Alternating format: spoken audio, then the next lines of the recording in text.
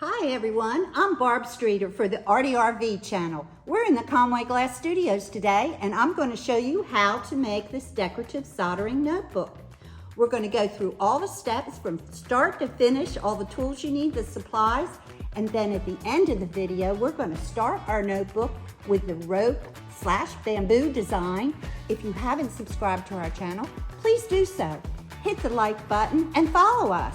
Thank you for watching, and I'll see you at the end of the video to show you how to make this beautiful bamboo design. Hi guys, the first thing we want to do today is gather our materials. I want you to get your safety glasses, your glove, your ventilation going, your fan going, your exhaust going. I want you to get ready, use the regular tools you use, and then we're going to add a few specialty things to it and start our project. First thing we're going to do is cut 8 to 10 1-inch by 10-inch pieces of 1/8-inch glass. It can be any color, it can be clear. Just use your scraps and go ahead and cut those up, and those will be ground and foiled, and then we'll make our notebook out of those pieces. I want you to also, while you're doing that, make sure you have 1/4 inch copper foil, so get that ready. You're going to need your rheostat. You're going to need your soldering iron. It should be a lightweight soldering iron. So make sure you have a nice long cord because you're going to be maneuvering it. So you need something lightweight. And you'll need ruby flux and 60/40 solder. Ruby flux is a water-based flux, so you'll be able to see your work easier. If you use a gel flux, it kind of hides your work. So use a nice clean water-based flux, and we use ruby flux. So we want to make sure that we get those pieces ground and foiled, clean them well, and foil them with 1/4 inch copper foil. Our next step will be to tack solder all those pieces together, just a dab of flux and a dab of solder. Then we're going to tin the entire notebook, both sides, the top, the bottom, and hold that notebook together. We don't want a flat seam. What we want is a tinned seam. And you'll be able to see the demarcation between the pieces of glass. So it's not a flat seam, it's a tinned seam. And that's what we'll be using for this bamboo.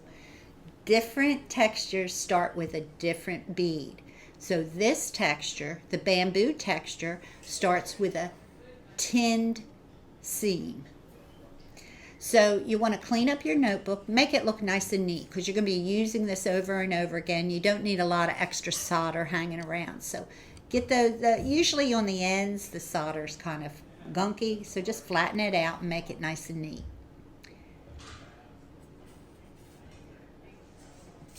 So you can see there my 1040A, real lightweight. Along the way, you're going to want to make sure that you keep that soldering tip clean, because if you don't, it's going to gunk up and kind of muck up your work a little bit. And I'll show you how to clean it up too. If you make that mistake, don't worry.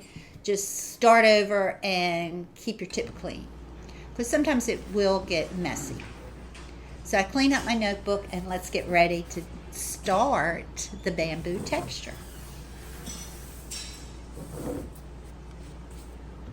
At this point, it's cooled off. Turn your iron down to 90%. We're going to be working a little bit cooler, and that allows us to add that texture. Flux that seam generously with your little short flux brush, and go in from a 90-degree angle with 1/8 inch of solder. Go down and up, down and up. When I first started the process, I used the side of the soldering iron. I didn't realize it was going to make a better bead if I went flat down. So when I finished that first line, I said, you know what? I think I'm doing it wrong. So I went back and read the directions, and I was doing it wrong. And so I put my iron flat down, and I was able to have a better repetition, a better bead, and so I was really happy after that. So the second row, I always like to do 2 rows. My first row I can look at and say, oh yeah, this is where I made this mistake. Like right here, I have too much solder on that seam, so we're just going to erase it real quick. let it cool, and then you'll go back and add your texture. Make sure your tip is clean, because that was the problem. My tip wasn't clean and it just gunked up that seam. So down, and just let it spread out, but not enough to hit the other little bead. So the size of your bamboo is regulated by the size of your tip. So bigger bamboo, use a bigger tip. The reason we use 1/4 inch foil is because we want enough surface to work on. So that 1/4 inch foil gives us a little bit more surface to work on. You could even go with 1/2 inch copper foil if you want it. It just depends on what you're doing and what your technique, what you're trying to achieve in your piece.